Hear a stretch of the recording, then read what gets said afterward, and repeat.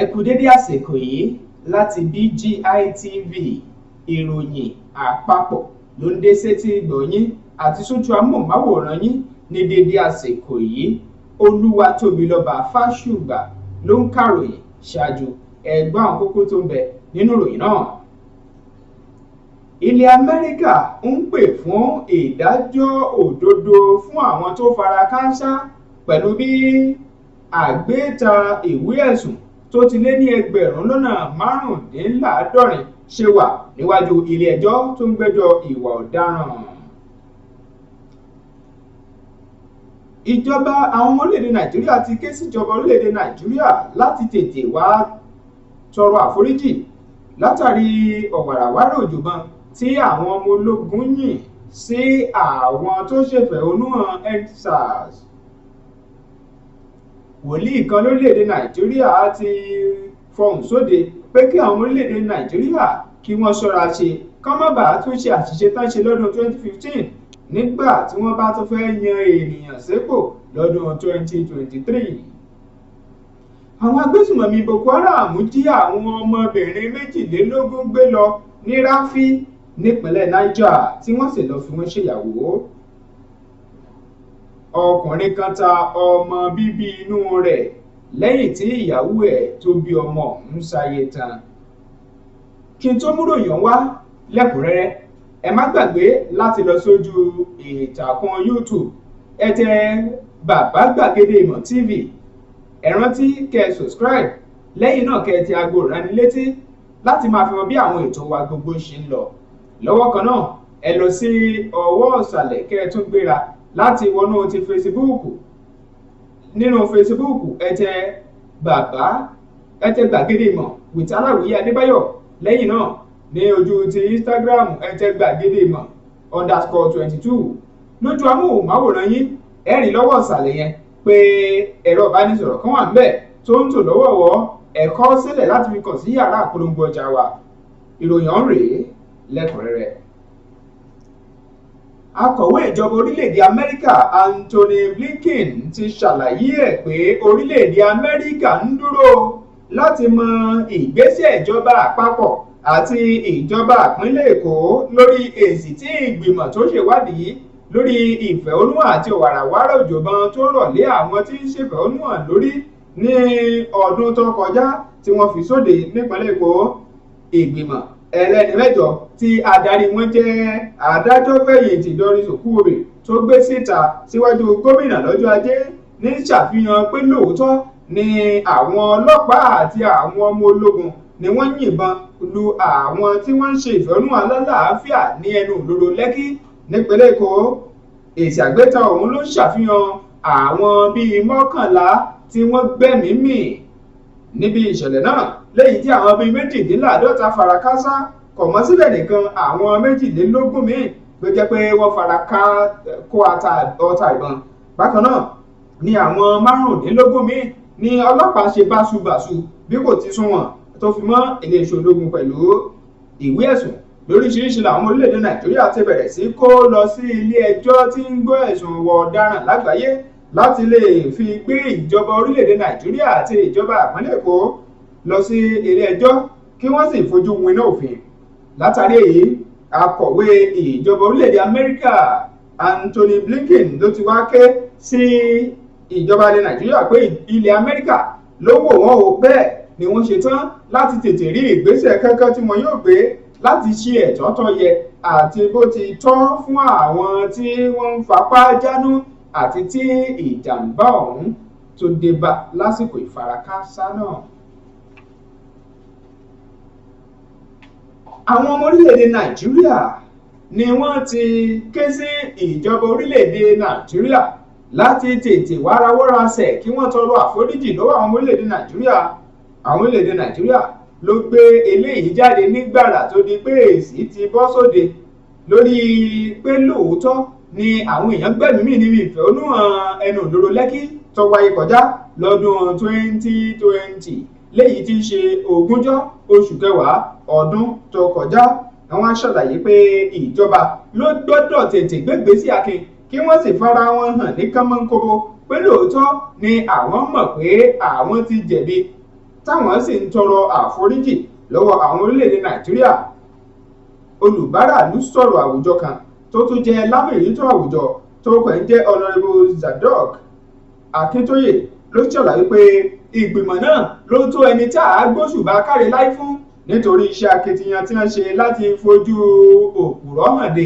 àti láti ṣàfihàn gbogbo tó ṣẹlẹ̀ lẹ́nu lóró Lẹ́kì àti ìṣe agbára lò sí ọmọnìyàn lórílẹ̀‐èdè Nàìjíríà lásìkò ìfẹ̀hónúhàn eléyìí tí ó kọjá. Ó fi kún pé ìgbésẹ̀ kankan ló yẹ kí wọ́n tètè gbé lórí eléyìí pẹ̀lú bó ti jẹ́ pé ìgbìmọ̀ náà ni kò wáráró bẹ́ẹ̀ ni kò rẹpẹtì kò dúró lórí ìgbésẹ̀ ìjọba pé àwọn ló yàn wọ́n gẹ́gẹ́ bí ìgbìmọ̀ láti ṣe ìwádìí, ṣùgbọ́n wọ́n jẹ́ olóòótọ́ nínú ìṣesí wọn. Lọ́wọ́ kan náà ni a ti rí aṣojú ilẹ̀ Nàìjíríà tẹ́lẹ̀ rí lọ sílẹ̀ Philippines ìyẹn ọ̀mọ̀wé Yẹmí Farounbi lòun náà ń ṣàlàyé pé èsì àgbéta àgbìmọ̀ náà ló ṣàfihàn pé orílẹ̀-èdè Nàìjíríà la ṣì lè máa ní ìrètí nínú rẹ̀, pé a ṣì lè rí àwọn èèyàn kan tí yóò sì máa sọ òtítọ́ pẹ̀lú bí ipò nǹkan bó ṣe rí àti nínú bí ó ti ṣàfihàn ìwádìí ńlá tí àwọn ìgbìmọ̀ náà tí wọ́n ti ṣe. Lọ́wọ́ kan náà lọ́mọlẹ̀ Nàìjíríà tún tẹnu mọ́ pé ìjọba orílẹ̀-èdè Nàìjíríà wọ́n nílò láti tètè tọrọ àforíjì. Wòlíì kan torúkọ ẹ̀ ń jẹ́ Ọlọ́runlékè ló ti gba àwọn ọmọ orílẹ̀-èdè Nàìjíríà nímọ̀ràn wípé kí wọ́n má ṣe tún ṣe àṣìṣe tí wọ́n ṣe lọ́dún 2015 nínú ètò ìdìbò gbogbogbò tí ó tún wáyé lọ́dún 2023. Ẹni yìí ló jẹ́ wòlíì àti olùdásílẹ̀ ìjọ Calvary Faith Evangelical Ministry kan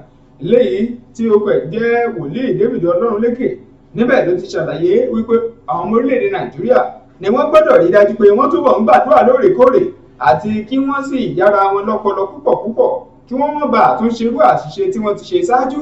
ní ìgbà ìwáṣẹ̀ ìgbà kan rí nígbà tí wọ́n ń ṣètò ìdìbò lọ́dún 2015. Ó wá rọ àwọn orílẹ̀-èdè Nàìjíríà láti ṣiṣẹ́ àti kí wọ́n fọwọ́sowọ́pọ̀ nínú mímú iṣẹ́ ṣe kí wọ́n sì mọ irú ẹni tí wọ́n yàn sí ipò ní ọ̀dọ̀ ìjọba àpapọ̀ tó fi mọ́ ti ìpínlẹ̀ àti ti ìjọba ìbílẹ̀ lórílẹ̀-èdè yìí, léyìí tí yóò sì mú kí ohun gbogbo kó tọ́ àti kí ohun tí wọ́n fẹ́ kó lè wá sí ìmúṣẹ lórí ẹni tí wọ́n bá yàn sípò àdarí. Àwọn afurasí agbébọn kan ni àwọn èèyàn kan ń pè ní Boko Haram tó jẹ́ pé wọ́n ṣe àkọlù tí wọ́n sì jí àwọn ọmọbìnrin 22 gbé lọ ní agbègbè Kùrẹ́bẹ̀ níjọba ìbílẹ̀ Ráfí nípínlẹ̀ Niger. Ìròyìn fi yé ni wípé àwọn agbébọn ọ̀hún ni wọ́n ya bo agbègbè náà léyìí tí wọ́n sì kó àwọn ọmọbìnrin ọ̀hún lọ ní pàkàyàká. Àwọn ọmọbìnrin ọ̀hún lọ́jọ́ orí wọn kò ju láàrin ọdún 14 sí ọdún 17 léyìí tí wọ́n kó wọn lọ ní ìkólọ pé wọ́n fẹ́ lọ fẹ́ wọn gẹ́gẹ́ bí ìyàwó ni. Ìròyìn fi yé ni pé àwọn tí wọ́n jí gbé lọ yìí ló jẹ́ pé wọ́n ti kọ́kọ́ ṣàlàyé síwájú pé àwọn ń bọ̀ látọwọ́ àwọn agbésùnmọ̀ Boko Haram pé àwọn ń bọ̀ láti wá ṣòro sí ọgbà iléèwé àti sílùú ọ̀hún fúnra rẹ̀ tí àwọn ó sì wá rí dájú pé àwọn gbé àwọn ọmọ wọn sá lọ. Ní báyìí ni wọ́n sì ti wá padà mú ìlérí wọn ṣẹ gẹ́gẹ́ bí àwọn tí wọ́n ṣàlàyé ọ̀rọ̀ tó jẹ́ oṣojú mi kòrò lórí bí ipò nǹkan ṣe rí lásìkò tí wọ́n wá fún ìjínigbé náà. Ló ṣàlàyé wípé lóòótọ́ ni àwọn agbésùmọ̀mí ọ̀hún ti kọ́kọ́ fi ọ̀rọ̀ ránṣẹ́ síwájú pé láìpẹ́ láì jìnnà àwọn gbìyànjú láti wá jí àwọn ọmọ wọn kó lọ léyìí tí àwọn fẹ́ fi ṣe àyà, àmọ́ báyìí wọ́n ti padà gbé ìgbésẹ̀ yìí léyìí tí ó sì gba kí ìjọba orílẹ̀-èdè Nàìjíríà ó tètè sapá kánmọ́kówó kí wọ́n sì dóòlà àwọn ọmọ ọlọ́mọ kúrò lákòlò àwọn tí wọ́n jẹ́ agbésùmọ̀mí Boko Haram.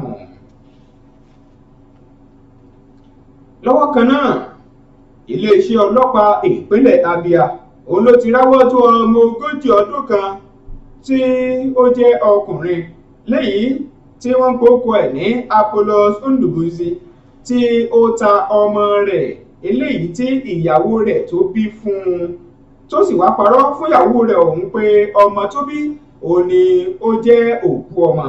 Àmọ́ ní báyìí Ndubuisi ni wọ́n ní ó lẹ̀dí àpòpọ̀ mọ́ obìnrin kan tó ń jẹ́ Rose Godwin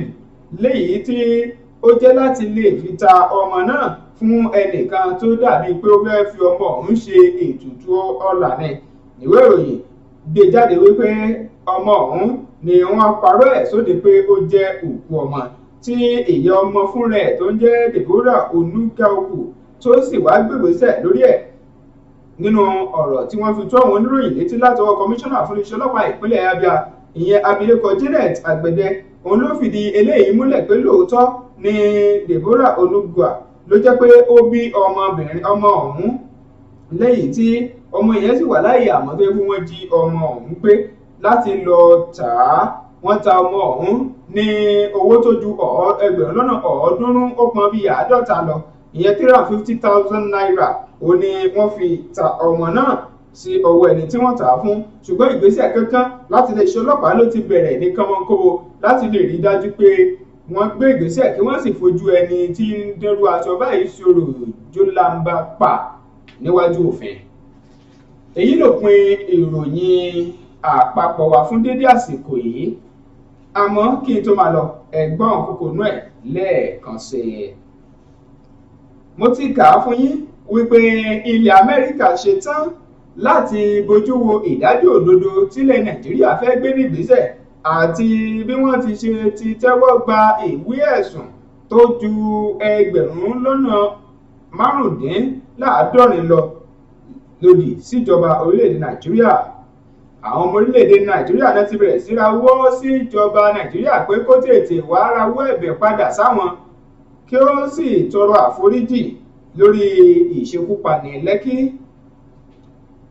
ìránṣẹ́ Ọlọ́run kan ló ti gba àwọn ọmọ